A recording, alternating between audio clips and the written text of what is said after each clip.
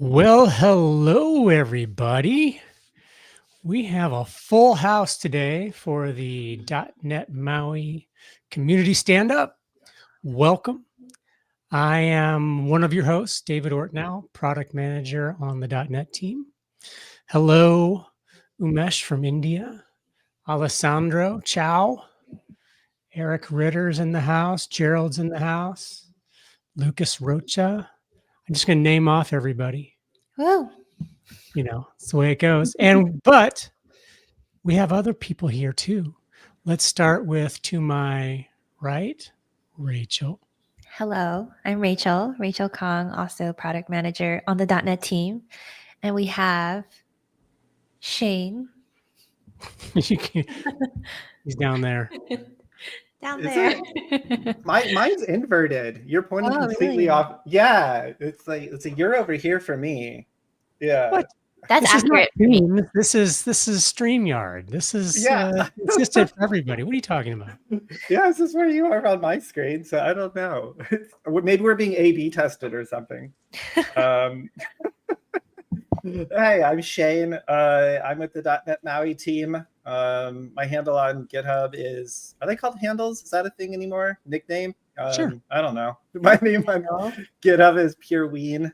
So you've probably seen me in that space a good amount. So yeah. Is that safe to decode for people what Pure Ween means? Oh yeah, it's not that, like, I was super into Ween when I made like the band Ween. Oh, okay. Yeah. So it's a band that's been around forever, and one of their albums I was obsessed with was called Pure Guava. So thus came that was the album I was listening to at the time, and it was Pure Ween. So it was just in a moment I made it, and it's been a name that's worked for a lot of different spaces. So yeah. Yeah, I had a couple, but nobody ever liked any of the ones that I had, so they never stuck around. Yeah, but we have an infamous handle with us today. Dun, dun, dun. We have the one and the only LBRock87, Alberto, joining us. Alberto, why don't you go ahead and introduce yourself? Hey, hello everyone. I'm the one creating bugs on Maui. No, I'm joking. Yeah. So I'm a principal software engineer at Central Reach, where we build a platform for autism and IDD care. And yeah, I've been working with Maui since 2 years ago, and I had some fun with it. Yes, you have. I can't believe it's only been 2 years. I mean, the kind of things that you're working on are pretty complicated things. I mean, I've been working in Maui for a long time. I can barely edit the README. Well, I like to look under the hood. That's fantastic. Well, we're going to spend a lot of time today hearing from you and seeing some of the cool things you've been working on. But before we get there, let's spend a little time with Rachel and let's hear about what is happening in the community broadly. Let's do it. I'm going to keep it short and sweet today. Can you share your always a million things, but we want Alberto, the star today, to take up our time. So real quick, first, our customer showcase, as you know it, has gotten a couple new stories. So I think the most recent ones we have here are from Tyler Technologies on their My Ride K-12 app. You can hear all about their journey with using Blazor Hybrid with .NET MAUI and also using GitHub Copilot and how that's really boosted their productivity in their development. So be sure to check it out. And we also have a new story from Menu Dish on Symbertech's new app, Menu Dish. So be sure to check that out and see how they arrived at using .NET MAUI and how their journey has been as well. And then over in the AI world, of course, we have ever continuing new things happening. So there's a new AI dev gallery. It's in the form of a Windows app. and it has a bunch of different code samples that are interactive, all in C#, all .NET. So you can check it out and see how you can start infusing more AI into your .NET MAUI apps and check it all out. There's so many. I haven't been able to go through all of them myself because there's a ton to explore there. And Syncfusion, they recently came out with their Essential Studio 2025 Volume 1, which has so much goodness in there. So if you already love the Syncfusion Toolkit controls for .NET MAUI that are free, you can check out even more in their Essential Studio, which includes even more controls for .NET MAUI, as well as a bunch of other frameworks. So be sure to check that all out. And then real quick, a couple other mentions here. Progress Telerik, Hector has come out with an article about using MVVM Toolkit for .NET MAUI. So if you aren't on the MVVM Toolkit train yet, be sure to check out this article so you can find out how you can install it and all the goodness that the toolkit has to offer. Also, a couple of great articles recently on Medium. So if you're curious about what's been going on in .NET 10 previews and the things you have to look forward to there in Maui land, be sure to check out Zara's article. And of course, if you're curious about how you can have the fastest deployments in .NET MAUI and how that all works, be sure to check out Dushanta's article on that. And last but not least, Build is coming up, and there's a lot of awesome things to look forward to there, including AI-infused mobile and desktop app development at MAUI. What? Yeah, so be sure to tune in. If you can't make it in person, you can tune in for free virtually, so be sure to do that. And you know who's joining us for the first time ever, making his Build debut? What? The one, the only, the YouTube sensation. Like and subscribe, Gerald. He'll be there with us. So we're excited that he's going to be able to join us. He's going to be doing the Blazor Hybrid workshop, I believe. I think he's doing the Blazor Hybrid demo. Basically, Beth signed him up for everything. And then I signed him up to come join us for the Maui session. And so we haven't actually built the content yet, I think, that he's going to share, but I'm hoping it's going to be some Aspire. I've got a demo that I think is pretty awesome. Rachel's seen it. Rachel, was it okay? It's not bad. Not too shabby. Okay. It's AI-infused Maui. It was pretty exciting. It's pretty cool. I fixed the colors. You'll be happier. I saw. They're more that. vibrant. They're more youthful. I'm proud of you. She said I was looking a little old, dull, crusty. Those were some of the words. So yeah, we fixed Don't put words in my mouth. That's what I heard. I'm just saying what I heard. Okay. And then the same week on the other side of the world, NDC Oslo is also happening. So if you can't get enough of the goodness from Build, you can find me at NDC Oslo as well. Yeah, go see Rachel live and in person. It'll be amazing. All right. Enough of me now. There was one other announcement that you didn't cover that I wanted to make everybody fully aware of. I don't have my screen to share, but hey, it's May 2025. Shane, do you know what happens in May of 2025? Which .NET version ends support for Maui? Oh, okay. Yeah, it is the end of support for .NET 8. So if you're still using .NET 8 with Maui, it'll still work. It's not going to stop working. And you're going to be supported for App Store and for Google Play Store for time to come. But as far as Microsoft support, we're not servicing .NET 8, so it's not receiving any more love from us. All effort is continuing to go to .NET 9. So that's because of our 18-month life cycle of support for Maui. And .NET 8 itself, if your libraries are just using 8 and there's no Maui bits in there whatsoever, then you're on the typical .NET 8 support lifecycle, which is it evens or 3 years and odds are, I don't remember because we're always 18. And so I just 18. Yeah. No. Yeah. And then Gerald just popped a link. I was going to tell Gerald to pop that in. So I don't know if you want to highlight it. That's his video. I'm guessing that's the LTS video, Gerald. Yes. I'm assuming that's the one you were talking about, because I know the 18-month in LTS and those things get a little bit. That's right. Yeah, it is. Yeah. Mandatory Is it? thing. I should go watch Gerald's video. Okay, cool. I'll get Yeah. an AI summary of it. Yeah. Even So watch zero that LTS. one. Okay. So I was right. I Yeah, should just that trusted one. myself. Spoken Yeah, with that one confidence. does a good summary. So Link to Twitch. Yes, we will do that. If I can copy it. So with that, Alberto, are you ready? I am. Yes. You are? All right. Am I ready to share your screen? Yep.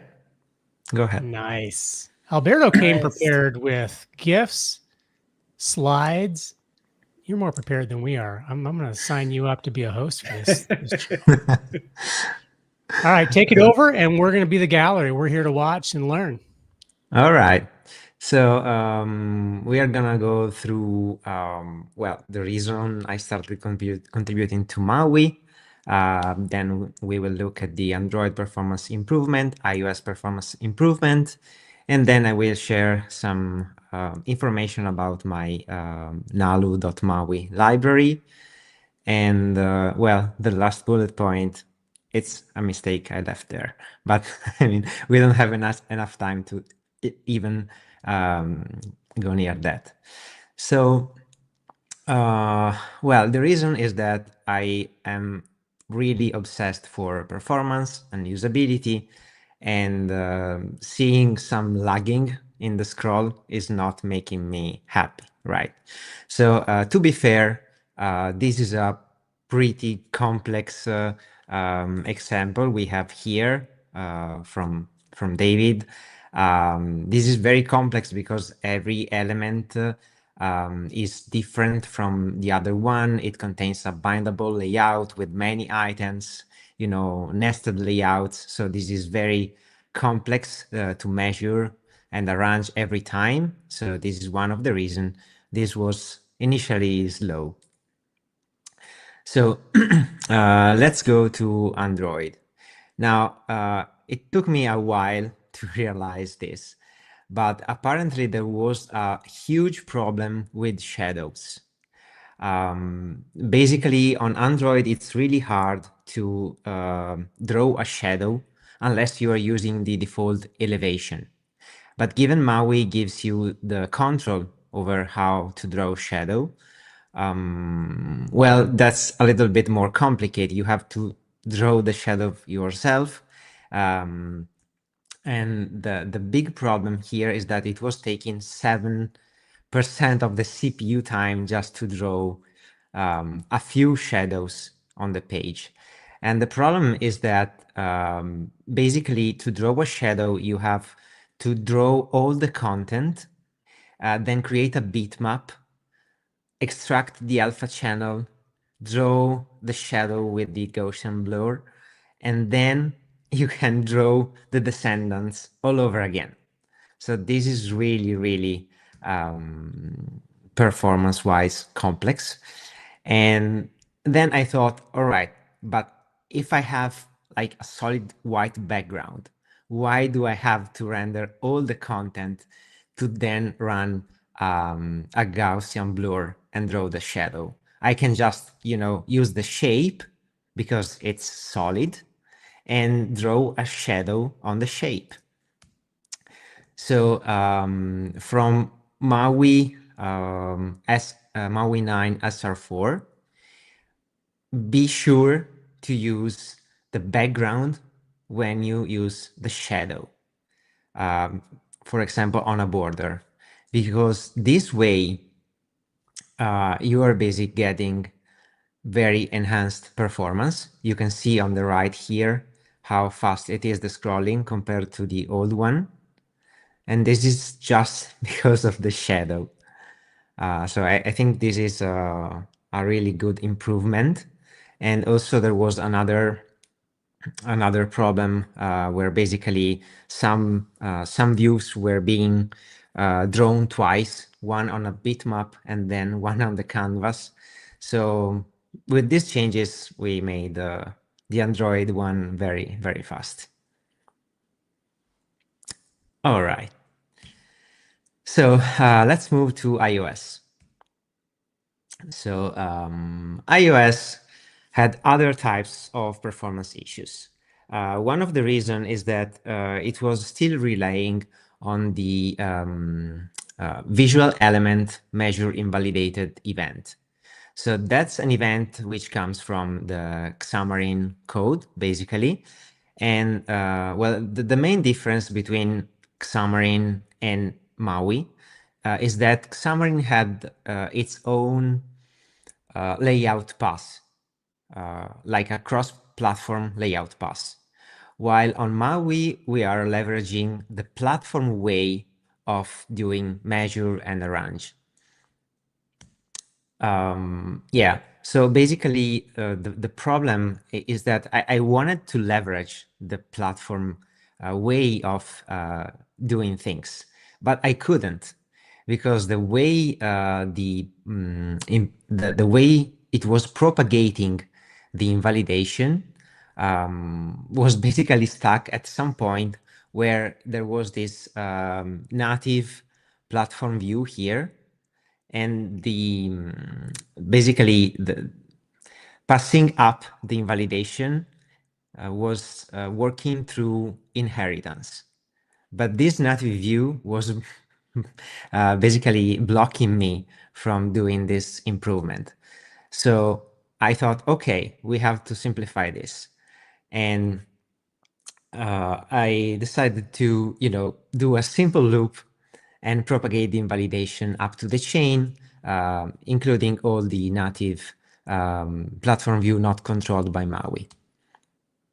And basically, this is really smart because now instead of running a measure pass every time an invalidation happens right away, and be aware that when you render a view, it maps all the properties to the platform view, and some of them are creating and are basically running an invalidation pass. So this was running a lot of measures before even arranging the content. So I created this UI test on MAUI, which basically scrolls automatically, and so that we can measure how many times the measure pass and the layout pass are taking, basically. And as you can see here, I brought some statistics, and the difference between MAUI 9, SR2, and SR6 is like really huge.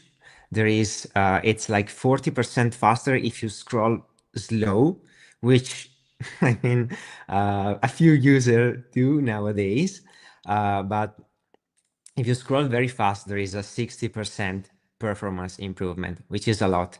And I think you will realize that here, where we are comparing the two versions, you can see on the right, it's scrolling very fast, while on the left, it's really stuck, when switching between different binded elements. What I want to mention here is that we are trying to kind of get rid of the measure invalidated event on the virtual layer, because again, that goes in a different, through a different timeline compared to the platform one. So this is something that probably, well, I'm trying to convince everyone to get rid of this. All right. I see there are no questions. Some coming soon topics here. So this idea comes from Marty IX. I don't remember how to pronounce the nickname here, but he had a great idea and great proof of concept PR. We worked together on this, and in the future, you will see a lot of improvement. I think people are complaining about the time it takes to do the first render of a page. And this is where we're trying to improve things by basically skipping mapping the default values. Like for example, you know, if a view is visible is true, there's no need to map this, because by default, when you add a platform view, that is visible. So we can skip a lot of platform code when creating the view there, and this will improve the performance by a lot.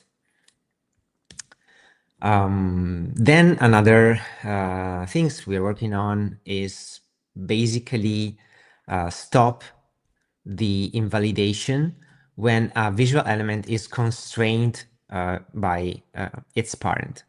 So basically, as you can see in this example, right, we have a content view which has a fixed height of 24 device pixel. And the grid above, it's constraining the width, because you can see the column definition is basically expanding the view. So the width the content view is completely constrained. This means that when the text bound on the label changes, we can stop the invalidation at the content view level, and this will avoid a lot of measure pass on the rest of the visual tree, basically. So this is something which is which will come in the future and will improve a lot. All right. So unless you have other questions on these performance improvements, I think I can go on with the library.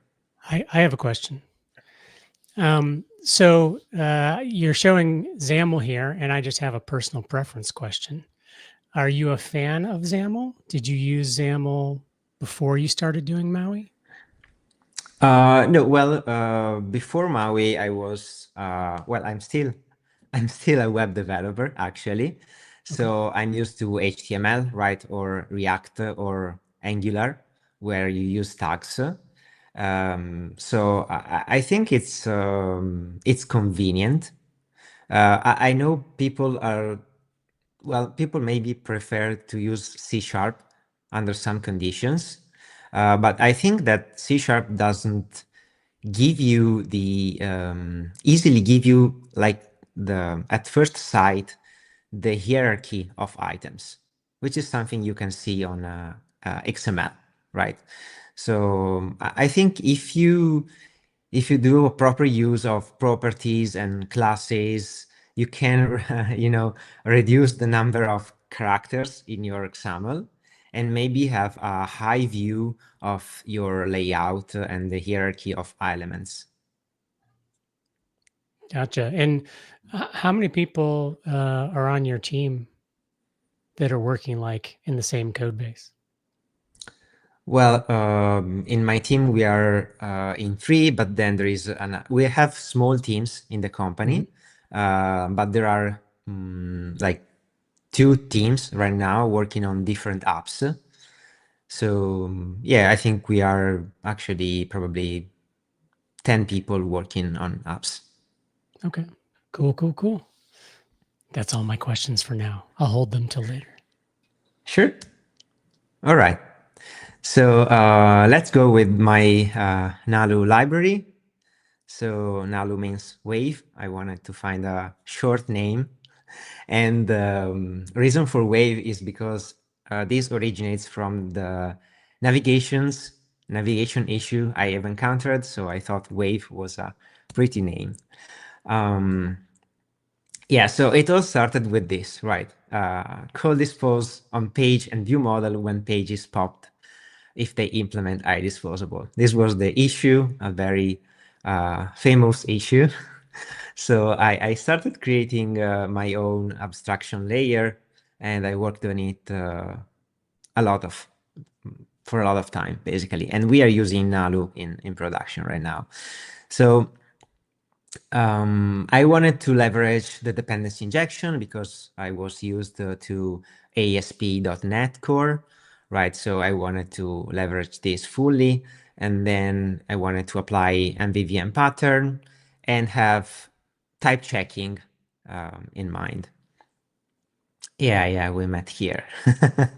So, well, usually an application starts by, maybe checking for a new version, running migration when you upgrade to a new version, and maybe verify the status of the login and other things. So maybe you want to show a splash screen, or maybe your app does not have a login, so you can right away show your application. Anyway, I wanted to base my navigation on Shell because I found it very convenient, because it has the fly out menu, the bottom bar, so you can do many stuff without getting crazy, right? So the difference with Shell, so we are still using Shell here, but the difference is that we have different attributes we can use on the Shell content. And you can use this page type where you basically just link your page type, and that's it, because the root will be based on your page type. So this is how a Nalu shell looks like. It's like a shell, right? But with some page types. Then you have to choose your main page. So on the app shell, you can simply pass the type of your main page here. You can see at the top, and then in your application, when you're creating the window, just create your app shell and pass down the navigation service offered by Nalu. Otherwise, if you have a different use case where you want to choose whether to show a page or another one, you can obviously use a static method, for example, and through dependency injection, pass down your user service and choose your page type. So yeah, eventually you can pick one page dynamically at startup. But let's go to the core of the navigation. The difference here is that instead of using strings with paths, I wanted to use types. So like in here, you are seeing relative navigation with push. So this should be pretty intuitive. It's a fluent interface. So yeah, that should be really, really easy. And I have a few other examples here where we have, we are pushing a page, we are popping a page here, we are popping the page twice and then pushing another page, or we are doing an absolute navigation, right? Absolute navigation to a sub page.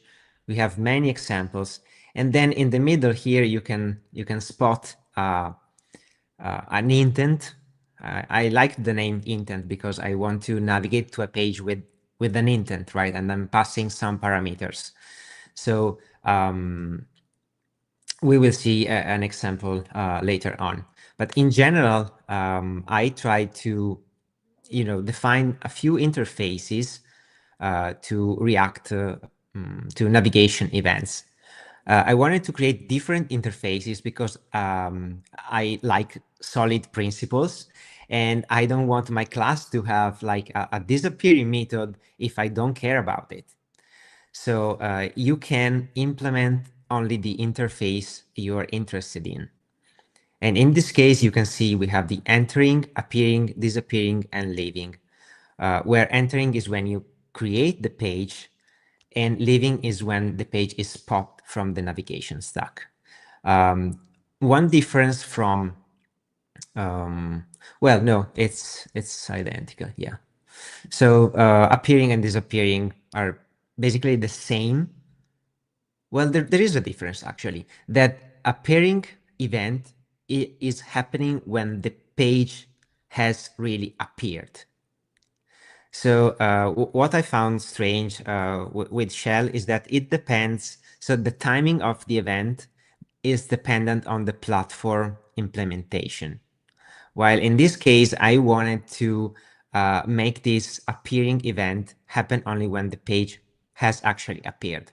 So this way, when you build a page maybe, you have some asynchronous code running. So you may decide to do this loading ahead of time, which would block the navigation on the previous page. So let me make a clear example. You have a button on your page, and that button wants to push a new page. Now, you may want to load some data before loading the page, or maybe you want to load it after you load the page. If you load it immediately, for the user, it seems like the button is stuck, right? But maybe that's your intention. Maybe you're gonna display a loader animation. Otherwise, you can navigate to the new page, show the page very fast, and do some code on appearing. Now, I want to mention another difference here. So usually the on appearing method is synchronous. And if you want to do something asynchronous, you are forced to use async void, which basically starts a not awaited task, which is not convenient, right? So I want to kind of stop the navigation until we are done with our loading task in the page. Now, this is, maybe you can think, well, this is not that useful, but actually it is, because the user, so we have experienced the user likes to click everywhere, to tap everywhere, right? So, and maybe you are loading some data and that has some side effect, and they tap somewhere else, they navigate away, and your callback comes back and tries to do things, and maybe that crashes your app because the page is gone. So stopping the navigation is something that helps you in those situations, and that's automatic. Then regarding passing parameters, so on Shelly you have like the dictionary, which gets applied then to your properties manually. But here I wanted type checking. So as I mentioned earlier, you can pass your intent. You can provide many different intents on a page. For example, I could have a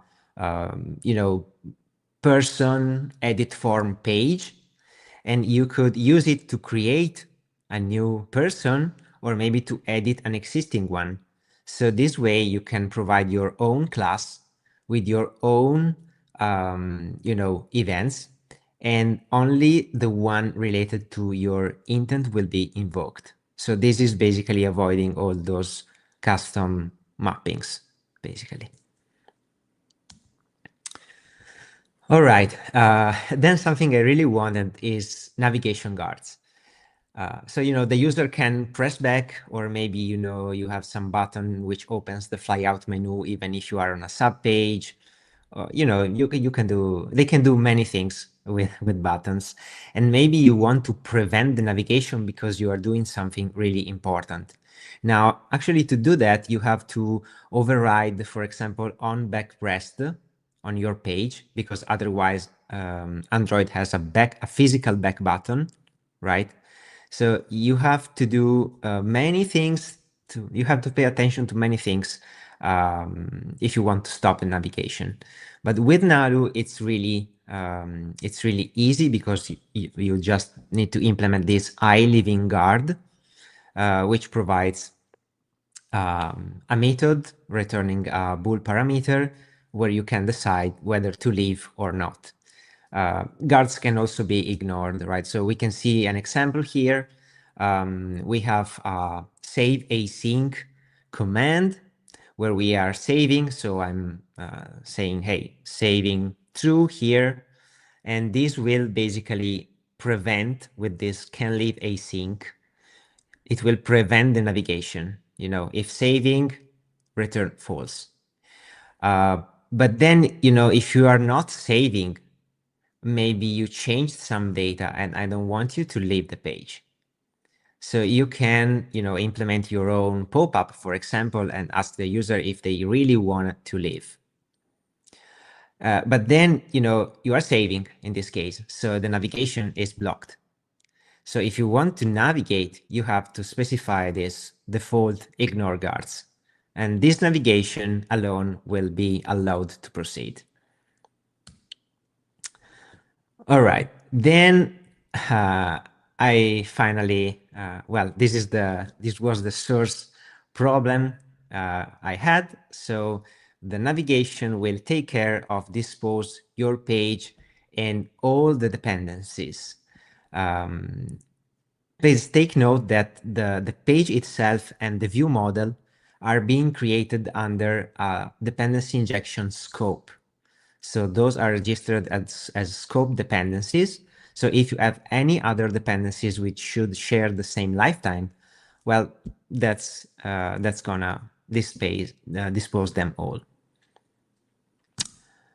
All right, then I just want to mention I have a leak detector embedded. So, if you do some mistakes like this one with the, linking your page to a static property, Nalu will warn you if the debugger is attached with a simple alert. All right, that's it. You got a couple questions. You want to take them? Yeah. All right, cool. By the way, I love the leak detector. I think that's amazing. All right, let's see. First question here. Looks really cool. Is the with intent meant for passing parameters, or did you invent some other way to do that? Yes, with intent is actually a replacement. The replacement for the shell way of passing parameters. So yeah, you can create your parameters are usually, more than a simple string, but you can use a string if you want, but usually you have more parameters. So you can create your own class or record and just pass that, which is type checked. Okay, cool.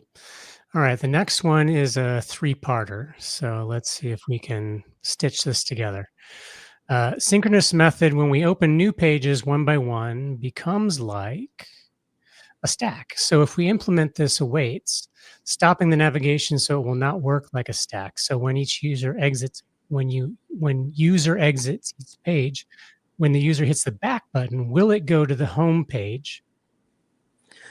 So if you push multiple pages, you are pushing all of them. So the stack contains all of them. So when they go back, let's say you push page A, page B, and page C. When you pop C, you go back to B. And the nice thing is that the on-appearing callback is only being invoked on C.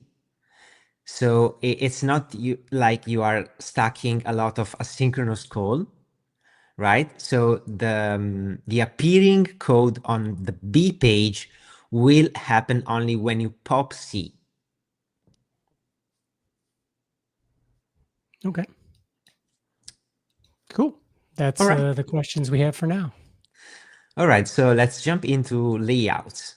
So, Nalu already has like a few utilities I wanted to talk about, but given we don't have much time, I will share the slides later so you can look at those utilities, like, having an if-else inside the XAML, or maybe, content projection, or, useful stuff, expanders, working in collection view. Well, there is something, but I wanted to present something I'm working on here. I released today an alpha version of this, which is Magnet, and it's the MAUI version of the Android's constraint layout. So I wanted to start with the problem. Why do we need a constraint layout, and why is it useful? So let's try to build this card here. Now you can notice a few things. So first of all, we have two labels of different sizes, but we want to center that group of labels vertically. And then the other problem I want you to focus on is the main label. You can see it has tail truncation, but it also has a star, which should be, tied to the end of the label. So someone could say, hey, Alberto, well, this is really easy, right? You can use a grid. Well, yes and no. Because for example, to put the star there, you could use like this asterisk here, to make the star expand on the remaining space. And then with an horizontal option start, your star goes near to the label. But then if the label is too long, well, this is the result. So it will not truncate the label. And then the other problem here is that to center these two labels, which have different heights, you have to play around with the expansion ratio here. And you have to try it out until it centers, right? Because these are line heights, so it's not straightforward to pick a ratio here. And well, let's say you do this, right? And then your UI team come up with a new row in your layout. Then you have to adjust this value all over again. And maybe you have to add columns, and it's really a mess. So you will end up like this, right? You will have a grid, a vertical stack layout centered vertically, and then a flex layout here to solve this problem with the tail truncation. And it's a big one, and it's really complex. What I want you to think is in a different way.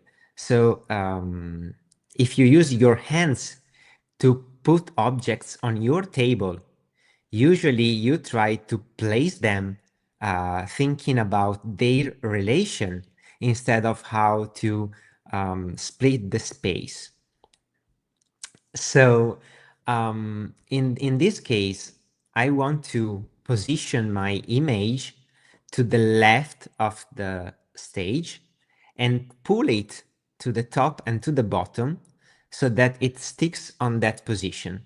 And as you can see here, we have, our image with a margin, and the top is connected to the stage top, bottom to the stage bottom.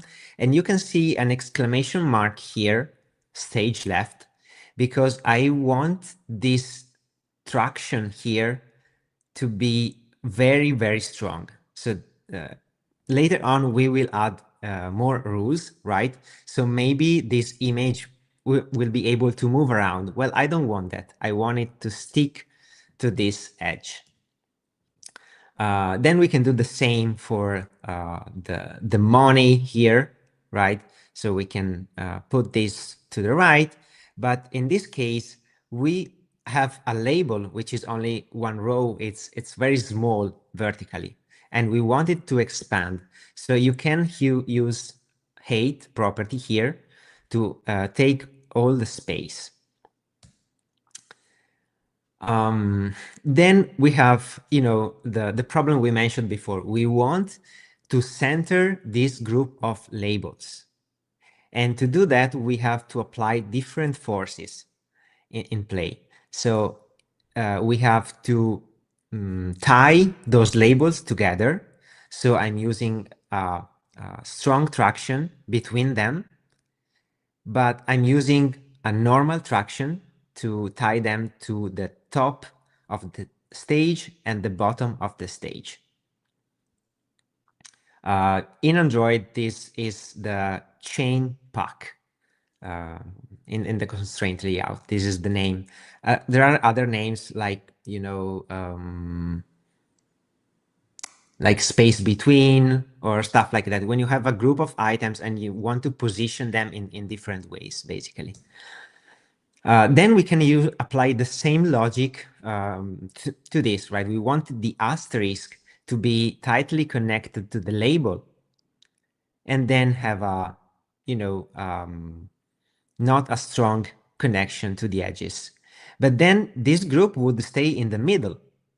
So we should move it horizontally, and we can leverage this horizontal bias to do that. So you have a value between 0 and 1 to position your group. This is more powerful than the usual, horizontal option where you only have left, start, end, and center, because here you can even place it on the 80%, for example, of the space.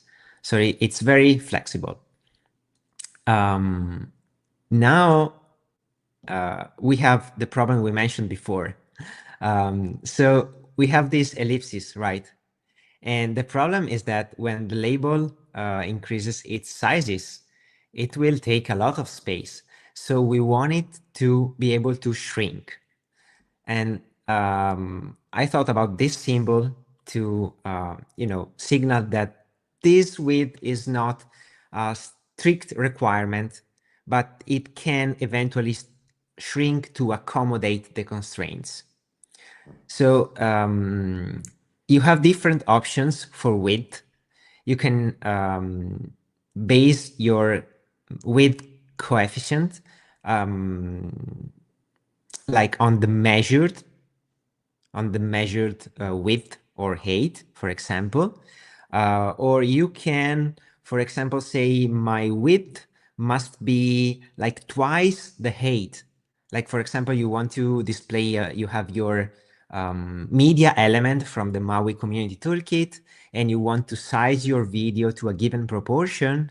You don't have to do all of that binding to bind the height to and use a converter or stuff like that. You can just, put a ratio here. And then you can even, use a percentage of the constraint, or maybe use a percentage of the stage. All right. Then we want to position the image to, vertically to be proportional to the label. So we can link the top of the image to the top of the label, bottom of the image to the bottom of the label. And this will obviously center the asterisk. And at the end of the day, this is our, traction diagram showing all the pulling forces around. And I think this is really, really convenient because it lets you think like a human and not like a robot which has to, differentiate the space available. You're getting a lot of love in the comments.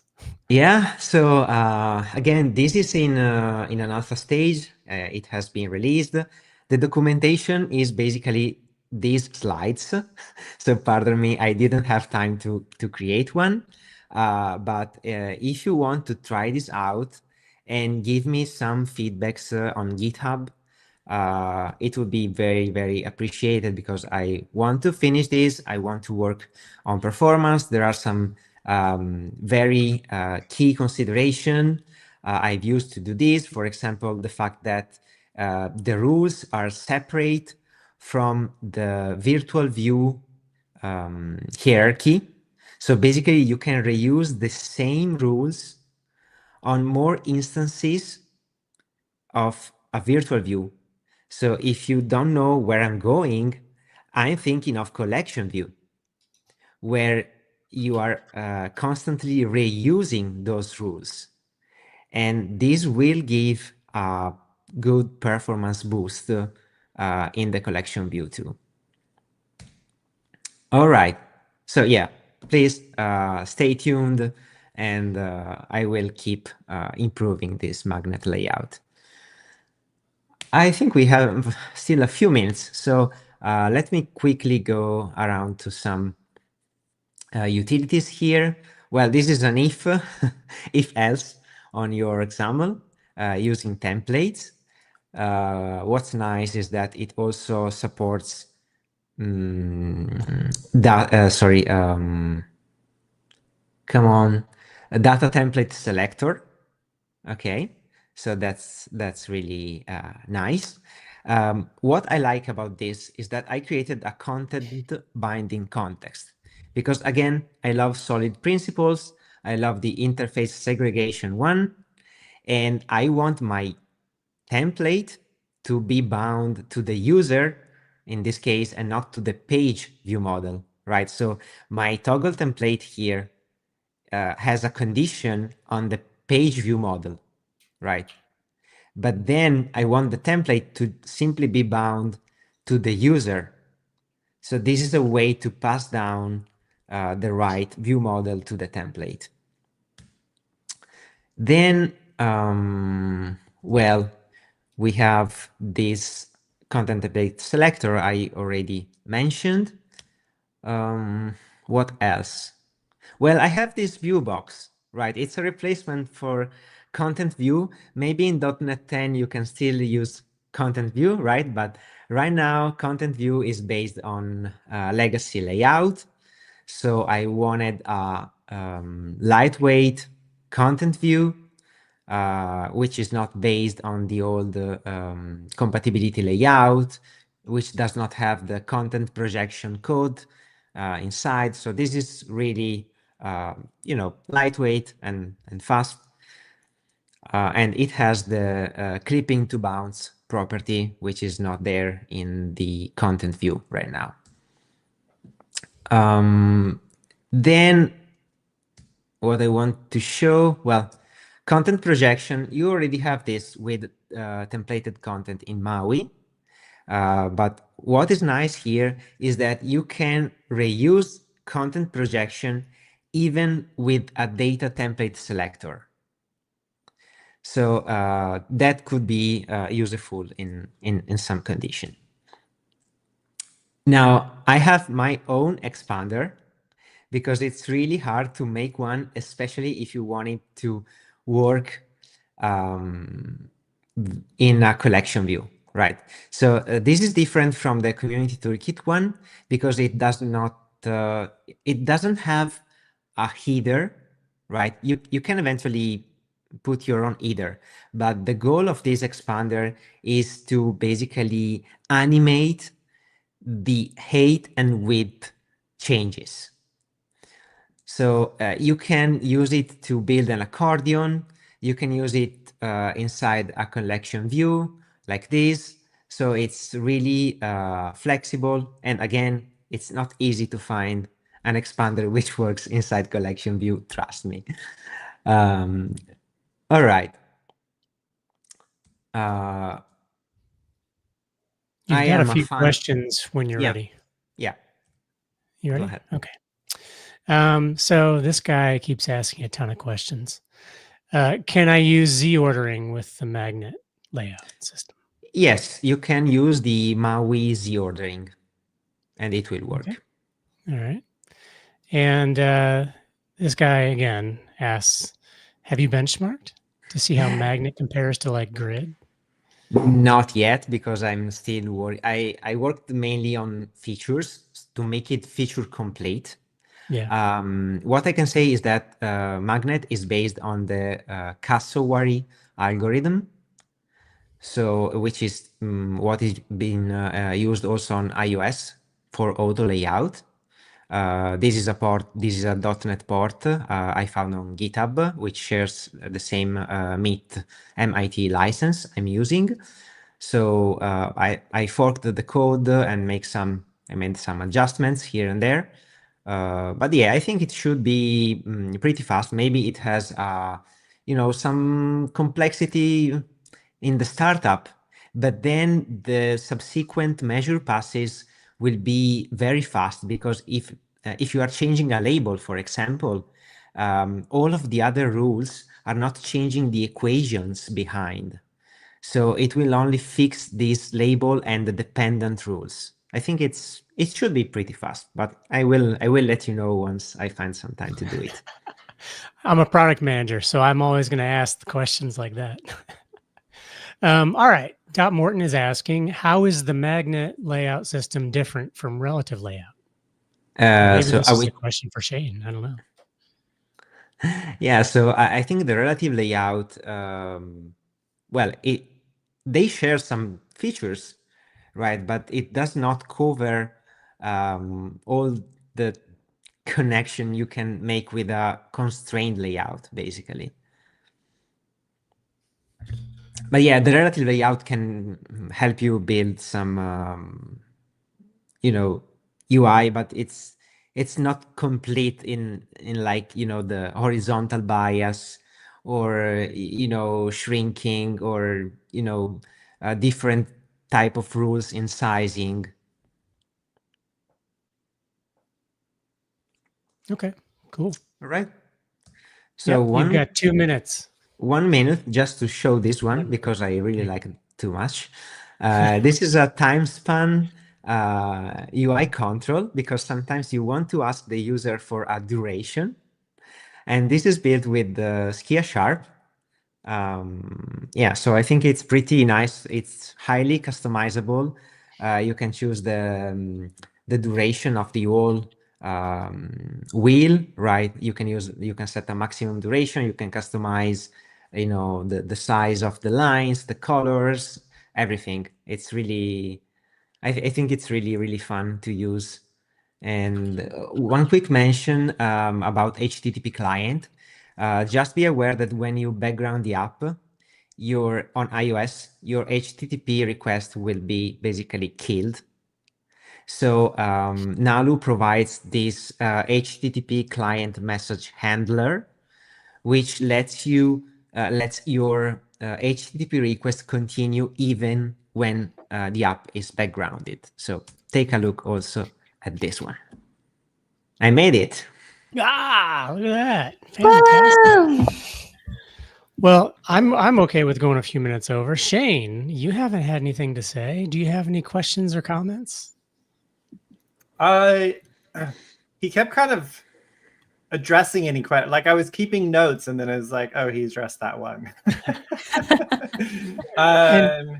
Yeah, not too many. Yeah, let me hold on. I had a thing. Alberto's just on top of everything. Yeah, I was making notes. I was like, what are you mapping the appearing event to? Okay, wait, he covered that one. I forgot if you had the leak tracker one. I was going to ask a cheeky question about that, but you covered that one.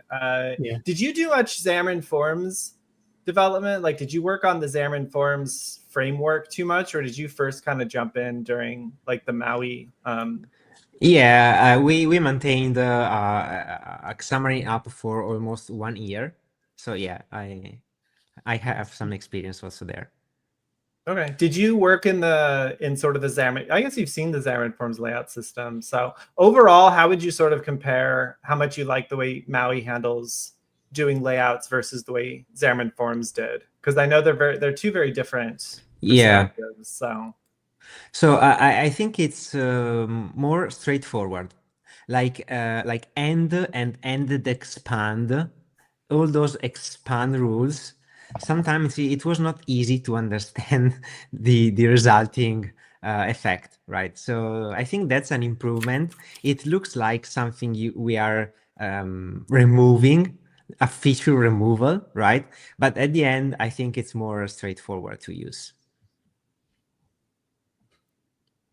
Awesome. Cool. And you said this is your first presentation, your first talk ever given? What? Yeah. No way. Yeah, I don't believe it. I don't believe it. You're sandbagging. Well, I'm a dance teacher, so I'm used to talk in that way. You're used to talk. You know what? There's a lot of things in common because I know that we tap dance a lot as presenters. So it's a little different than salsa, perhaps, but yeah, we're used to it. Rachel, any parting thoughts from you before we let Alberto go? I'm just floored by everything. Those shadow improvements, all the performance improvements, magnet, the GIFs, the pretty slides and diagrams. I'm always yelling at Dave for his ugly slides, but it's just like everything was perfect. Yeah, she wants all your tips on how to create those diagrams and wonderful slide decks. Sure, I will share. Thank you. Yeah, thank you. Well, we absolutely adore all of your contributions and your thorough consideration for everything that you do. I particularly love when you provide all the timings for the performance improvements, because then I go to Shane. I'm like, Shane, is it really faster? And he's like, well, Alberto put timings in all the PRs. I'm like, oh, nice. Makes Yeah, my life. you know, I think it's important to see the effect of Yeah. what you're doing, especially because sometimes, obviously, I introduced a few bugs, which is very common when you refactor like the core stuff. So pardon me if some SR had some bug. We are releasing patches, right? But I think it's worth it, right? The performance improvement, it's huge, and maybe you can, you know, wait couple more weeks and get a more stable release with higher performance. Yeah, and it's much appreciated. It's par for the course, but we're getting more and more stable as we go. So absolutely love it. Well, thank you so much for joining us. This has been absolutely amazing, and we hope we can have you on again. I know that before we started the show, I've recommended we do some on .NET sessions and even go deeper on Nalu and some of those things. So if you're up for it, Sure. we'll have you back. Yeah, Sure, I know thanks. you had some I know you had some sections deep diving the layout system too. I think that would be a really Yeah, build that I up, need think. some time to, you know, prepare some other good slides so Rachel can enjoy them. But yeah. Awesome. Awesome. So thank you everybody for watching and tuning in. And until next month, we'll see you all later. Bye. See y'all Bye. later.